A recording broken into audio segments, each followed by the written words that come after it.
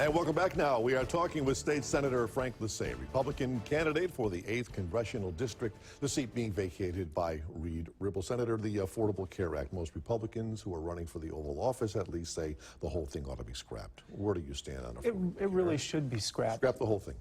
Well, we have to have answers for it, but yeah. I think we should scrap what we have. And we didn't need to spend, I think trillions of dollars to create websites all over. There were already previously websites that were working without government involvement that did allow people to have multiple choices, multiple companies, all in the private sector, all without government control, all without government subsidy. They were already there, but we had to invent our own and force people onto them. We didn't need to do that.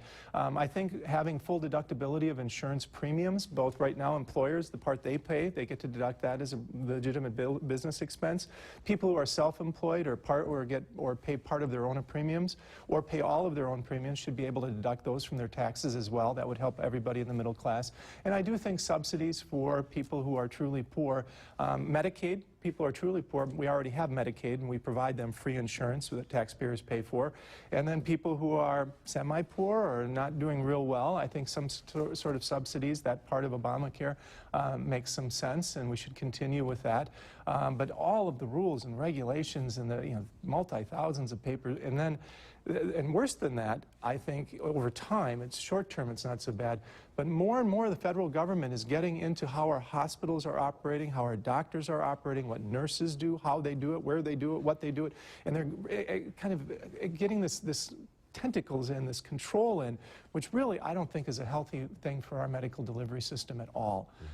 So those are things that I'd really like to roll back, particularly that control aspect of how we get medicine delivered to us as patients, as customers of hospitals and doctors.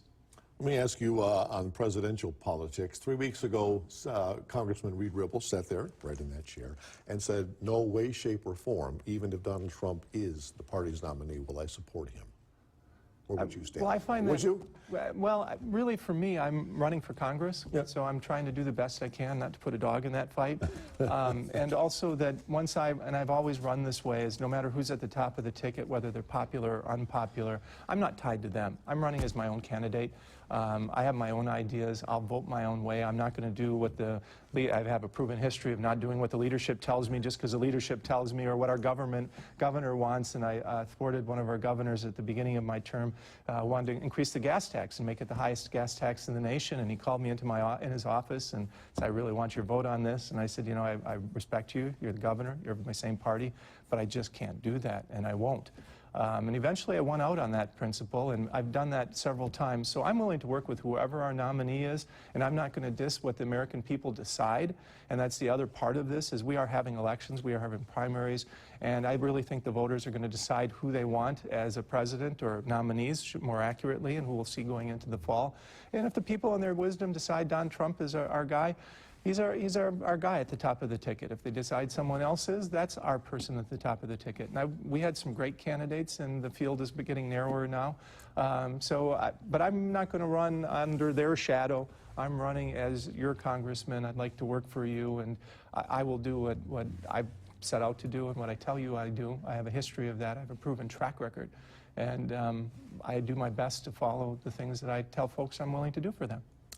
One issue you would have to deal with in this area, and this is a couple of incidents that have happened recently, the Trestle Trail shooting in Menasha. We had the motorcycle shop shooting in Neenah.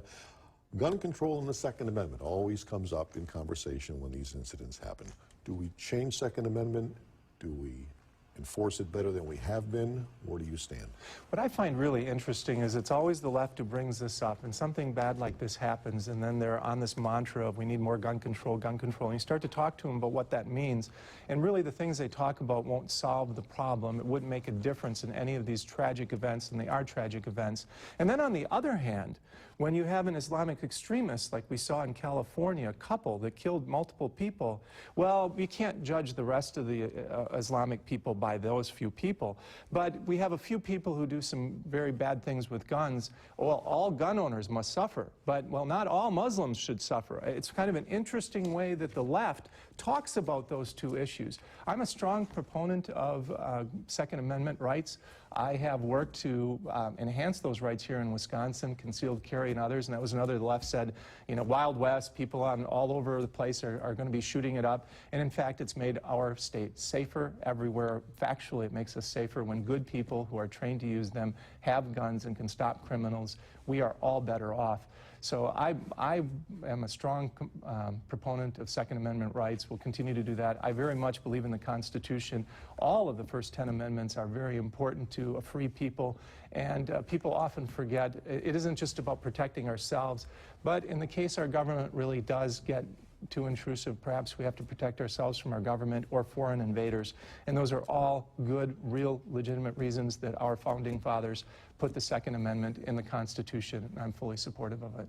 All right, Senator Frank Lasee, thank you very much for joining us this morning on Sunday Morning Newsmaker. Thank you so much again, sir.